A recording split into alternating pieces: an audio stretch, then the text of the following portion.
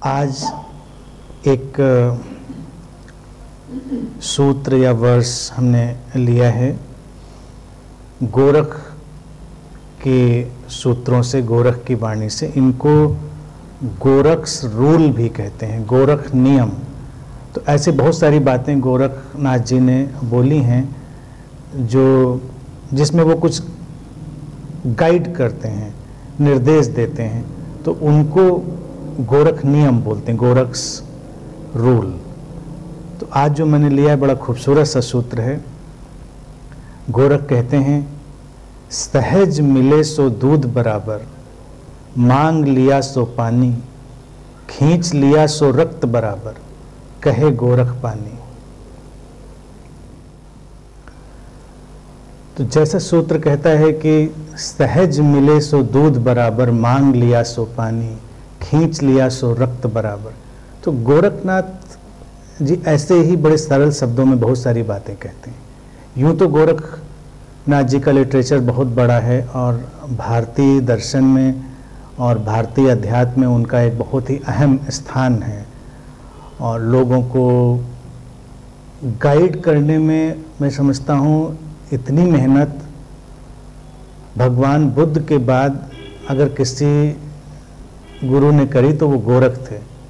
लेकिन गोरख ने कुछ इतनी ज़्यादा मेहनत कर दी। अब होता है जैसे बुद्ध शांत प्रकृति के थे, अपने शांति में चल रहे हैं, चीज़ें कर रहे हैं, तो वो अलग ढंग रह गया। गोरख बहुत सक्रिय प्रवृत्ति के व्यक्ति थे, जिसको कहते हैं एक्सट्रोवर्ट पर्सनालिटी के व्यक्ति थे। तो इतनी ज़्यादा मेहनत कर दी कि लोग कंफ्यूज हो गए। तो बाद में जो एक शब्द बन गया गोरख धंधा। तो गोरख धंधा गोरख के जो अच्छे प्रयास थे उनकी वजह से बना। इतनी बातें समझा दें कि लोग उलझ के रह जाते थे। तो कहते थे कि भाई इसमें ना पढ़ो, ये गोरख धंधा है, क्या समझें क्या ना समझें। और हर एंगल से, हर एरिया से गोरखनाथ जी ने अपनी बातें रखी कहीं। और एक और महत्वपूर्ण काम जो उन्होंने किया, जिसका लोग जनरली आज की तारीख में उसका ध्यान उनको नहीं है, कि गोरखनाथ जी के वक्त में भी, हालांकि वो वक्त बहुत पुराना हो गया, उनके वक्त में भी अध्यात्म में जो बहुत अंधविश्वास, बहुत कुरीतियाँ सब आ गई थी, उनको ख़त्म करने का उन्होंने बहुत प्रयास किया। तंत्र मंत्र के नाम पर, सारी चीज़ों के नाम पर जो एक अलग सी व्यवस्था पैदा हो गई थी, तो गोरखनाथ जी ने सबको रीडिफाइन किया। और रीडिफाइन करने के जो उनके ढंग थे, निश्चित ही वो उस स्थान और समय के अनुकूल थे, लेकिन प्रभावशाली थे। अब जैसे ये सूत्र जो है, मैंने इसको चुना क्योंकि इस पे मेरी निगाह अटकी और बड़ा सुंदर सूत्र है। वो जिस चीज़ पर जोर देना चाह रहे हैं गोरखनाथ जी, वो जोर देना चाह रहे हैं जीवन की सहजता पर, एफर्टलेस एफर्ट पर। जो ज़ेन का एफर्टलेस एफर्ट है, या बुद्ध के जिस कोट की, उनके वचन की मैं बार बार चर्चा करता हूँ कि events happen, consequences happen, deeds are done, but there is no personal doer। घटनाएं घटती हैं। तो गोरखनाथ जी इसको अपने ढंग से कह रहे हैं कि जो सहज मिलता है, अब दूध बराबर, यानी कि दूध उनको वो कह रहे हैं कि वो बहुत ही अच्छा शुद्ध एक चीज़ है जो जीवन के लिए ज़रूरी है। तो जो जीवन के लिए ज़रूरी है वो सहजता से मिलता है, मांगना नहीं पड़ता।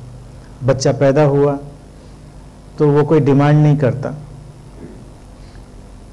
माँ के शरीर में उसके लिए जो दूध है वो बन चुका होता है।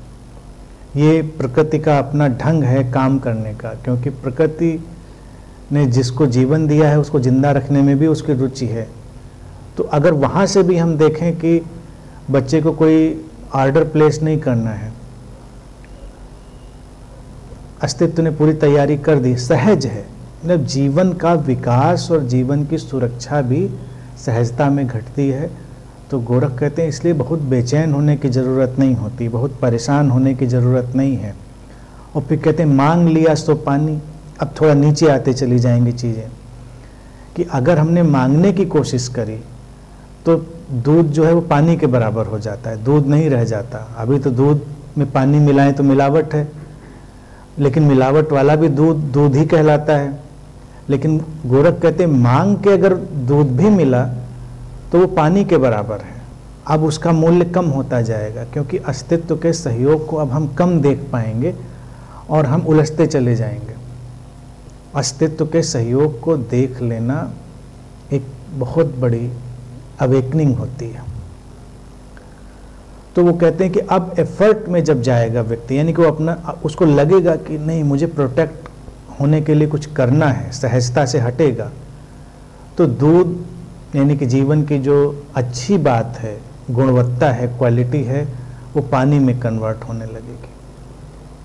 अभी उसके अंदर केवल एक विचार आया है कि भाई कुछ तो करना पड़ेगा।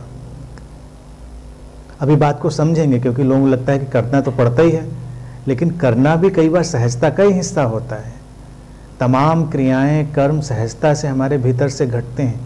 अब बच्चा भी अगर दूध पीता है तो पीने का उसका प्रयास तो होता ही है, लेकिन वो प्रयास भी घटता है, यानी उसकी ट्रेनिंग नहीं दी जाती उसको कि तुम ऐसे दूध पियोगे। आप कल्पना करें कि अगर वो सॉफ्टवेयर ना हो तो ये प्रोसेस कितना इंट्रिकेट है। जो बच्चा दूध सक करता है तो सकिंग का प्रोसेस कितना इंट्रिकेट है, जटिल है। इसको तब पता चलता है जब कोई बहुत बीमार पड़ गया हो, या सिर में कोई चोट लग गई हो, या ब्रेन में कोई कॉम्प्लिकेशन हो गया हो और आपको कोई चीज़ स्वेलो ही न कर पाने की स्थिति बन गई हो, तो आप मुंह में डालिए, चीज़ बाहर आ जाती है। वो जो एक्शन होना चाहिए मस्कुलर, बॉडी उसको अब रिस्पॉन्स नहीं कर रही है। तो बहुत डिफ़िकल्ट होता है उस कंडीशन में किसी के गले के नीचे कुछ चला जाए, तो हमारे लिए वो भी बड़ी एक मेडिकली जीत की स्थिति होती है। लेकिन बच्चे को ये पैदा होते ही ये चीज़ उसको पता है, ये ट्रेनिंग अभी जिसने कुछ अभी खाया पिया ही नहीं, उसको ये ट्रेनिंग ऑलरेडी अस्तित्व ने दे रखी है। इसी को इशारा करते हैं गोरख। और फिर आगे जाते हैं कि जब भय प्रवेश कर जाता है व्यक्ति को, कि खींच लिया सो रक्त बराबर, यानी कि छीनने की कोशिश। अब अगर हम अपने सर्वाइवल के लिए, अपने जीवन की श्रेष्ठता के लिए कुछ ऐसा काम नहीं करेंगे जिसको लोग कहते हैं प्रतिद्वंदिता, प्रतियोगिता और लोगों को परेशान करना, तो कैसे सर्वाइव करेंगे? Survival of the fittest. तो सर्वाइवल ऑफ द फिटेस्ट है तो मारना पड़ेगा, खींचना पड़ेगा। तो कहते हैं अब वो रक्त यानी कि दूध जो है वो खून में बदल गया, उसका कोई अब उपयोग नहीं रह गया। पानी हो तो फिर भी पिया जा सकता है, खून तो कोई पीता भी नहीं, अनलेस कोई कैनिबल ना हो गया हो। तो गोरख के हिसाब से वो बेकार हो गया, वो अब यूजलेस हो गया। यहीं पर जितने भी आध्यात्मिक सिद्धांत हैं, अपरिग्रह के, अचौर्य के, यानी कि हम इकट्ठा करने में ना पड़ें, हम चोरी ना करें, हम या अहिंसा का, नॉन वायलेंस का, ये सब इसी में आ जाते हैं कि व्यक्ति आतंकित होकर अपने को सुरक्षित करने के लिए ही तमाम तरह के आक्रमण शुरू करता है। आक्रमण क्यों करता है व्यक्ति? भय के कारण। और जब भय प्रवेश किया तो अस्तित्व से उसका भरोसा उठ गया है। अब वो अस्तित्व के प्रति उतनी आस्था में नहीं है कि उसको सपोर्ट मिलेगा, उसको सहयोग मिलेगा, तो वो खींचने में लगा है। तो गोरख कहते हैं कि ये जो स्थिति आती है ये आध्यात्मिक डाउनफॉल है, जब हम उस एफर्टलेस हैपनिंग से दूर चले जाते हैं। अगर हम देखें जीवन को बहुत गौर से, तो हमारे एफर्ट्स भी, अगर हम बहुत शांत और सहज, मेडिटेटिव, ध्यानपूर्ण हो, तो हमारे एफर्ट्स भी बहुत ही अच्छे ढंग से हमसे घटते हैं। छीन कर कोई कहीं पहुंचता नहीं, इसीलिए उसकी बुराई कही जाती है।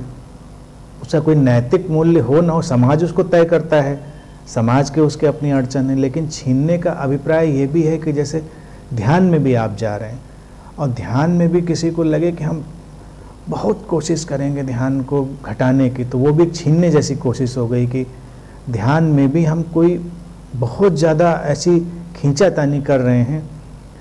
खींचातानी से नहीं होगा, सहजता से होगा।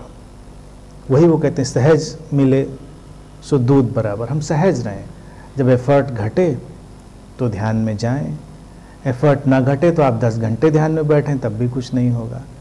फिर आप ये चीज़ ट्राई करेंगे, फिर वो चीज़ ट्राई करेंगे, फिर आप ये विधि वो विधि, ये क्रिया वो मंत्र, कुछ भी ट्राई करेंगे, फिर वो नहीं होगा। वो खींचातानी मच गई है। खींचातानी का डिसअपियर हो जाना ध्यान है। तो ये गोरख का जो एफर्टलेस फ्लो का नियम है, ये यूँ देखा जाए, इसीलिए मुझे अच्छा लगा क्योंकि ये बहुत सारी चीज़ों से मिलता था। अगर हम ताओ की बात करें, जो लाओ से जिसकी लाओजू बात करते हैं, ताओ ताओ उनका एक फिलोसफिकल टर्म हुआ जिसको द वे भी कहते हैं, तो वो भी है बहना। अस्तित्व की धाराओं के साथ बहने का ढंग, उसी को ताओ कहते हैं। लाओ त्सु कहते हैं कि लड़ाई लड़ने से नहीं होता है, अस्तित्व में सब अपने ढंग से बहा जा रहा है, तुम बस बहो और फिर चीज़ें अनफोल्ड होती हैं। और अनफोल्ड होने में हम देखें कि कितनी शांति है। अब इसको ऐसे दूसरी तरफ ला कर देखें, कभी कभी अगर हम अपने संबंधों की ही बात करें, संबंधों में भी हम कितनी खींचातानी कर लेते हैं, तो जो दूध है अक्सर रक्त में, खून में बदल जाता है और फिर खून खराबे में भी बदल जाता है। क्यों? क्योंकि संबंधों को अगर हम जरा सा सजग होकर देखें तो वो एक ऐसी घटना है, हैपनिंग है कि घटी है। जिसको जब आना है वो आया है, जिसको जब जाना है वो जाएगा। दुनिया से ही नहीं मैं कह रहा हूँ, जीवन से भी। कभी आपकी मित्रताएं हैं, कभी आपके संबंधी हैं, कभी बहुत अच्छे हैं, कभी अच्छे नहीं हैं, कभी वो सहयोगी हैं, कभी सहयोगी नहीं। आप कुछ कर नहीं सकते उनमें। वो किस कॉस्मिक फ्लो में चल रहे हैं या कौन सी चीज़ उनको गवर्न कर रही है, ये जाना मुश्किल है।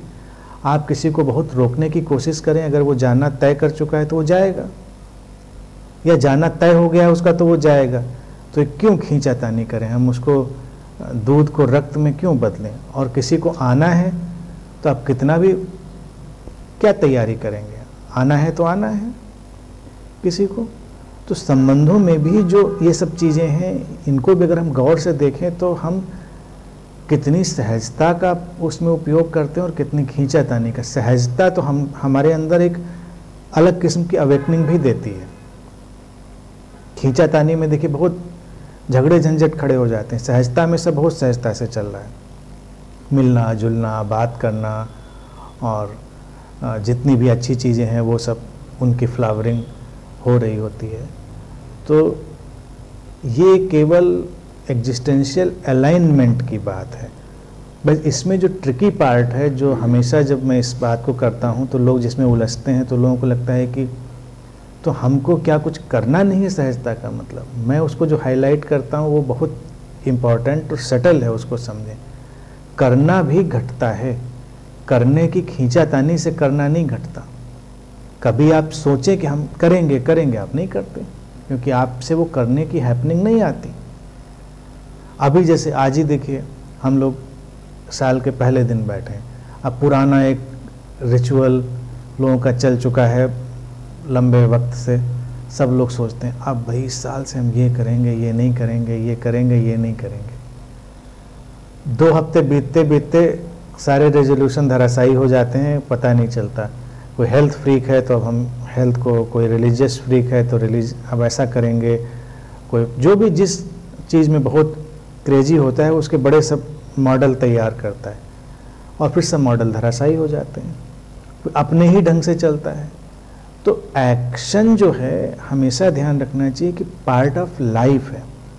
एक्शन घटता है। जैसे कोई कहे कि ठीक है अगर हम सहज मिले सो दूध बराबर, फिर हमको दूध ही चाहिए, फिर हम कुछ नहीं करेंगे, तो उससे कहा जाए ठीक है कुछ मत करो, लेकिन फिर भी कुछ करोगे, करना फिर भी निकलेगा, क्योंकि ये जो जीवन है और शरीर मन है ये कुछ करने के लिए डिजाइंड होता है। आप कुछ करेंगे, एकदम से करेंगे। आप लाख सोच के बैठे हों तो दुनिया में ऐसा कोई भी व्यक्ति नहीं है, वो तो बस फिर मरने पर ही स्टिल होगा, कुछ आएगा उसके अंदर से। अचानक कोई विचार घटेगा, अचानक कोई भावना घटेगी, और ये ना करने का निर्णय भी करने का ही एक टाइप है। कि हम कुछ नहीं करेंगे, ये भी तो ना करने का ही एक निर्णय है, तो वो निर्णय भी घटेगा। तो पॉइंट ये है कि इस कंफ्यूजन में नहीं रहना चाहिए कि क्या हम कुछ करेंगे नहीं। आप रिलैक्स हों, सहज हों, तो करने की जो घटना है बहुत स्मूथ घटेगी, उसमें डिस्टॉर्शन कम होगा। जैसे देखिए एग्ज़ाम में छोटा सा एग्जाम्पल देखें, कोई सारे लोगों ने एग्ज़ाम अपने वक्त पे दिया है, कोई एग्ज़ाम में गया है, आपने पढ़ाई कर ली, सब कर ली, वहाँ पर सहजता क्या है कि आप रिजल्ट की चिंता किए बिना, भविष्य को सोचे बिना, किसी भय के बिना, किसी ग्रेड, किसी सफलता असफलता की जो भी भय हैं उनके बिना आप बस बैठिए और जो आपसे रिकॉल होता है उसको फ्लो होने दीजिए, बहुत अच्छा रिजल्ट होगा। मैक्सिमम जो बच्चे जिनका रिजल्ट ख़राब होता है वो यही कहेंगे कि मुझे आता तो सब था, उस समय सब कंफ्यूज हो गया। कंफ्यूज ये हो गया कि वो इतने एफर्ट में इन्वॉल्व हो गए याद करने के, उसको हमको याद करना है, तो वो जो एंजाइटी और वो स्ट्रेस होता है वो उनको क्लोज कर देता है उस समय।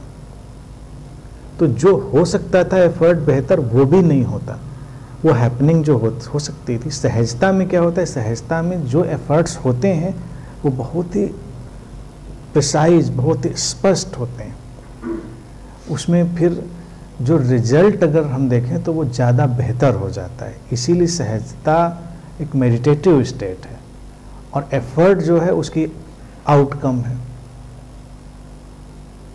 ये चीज़ है।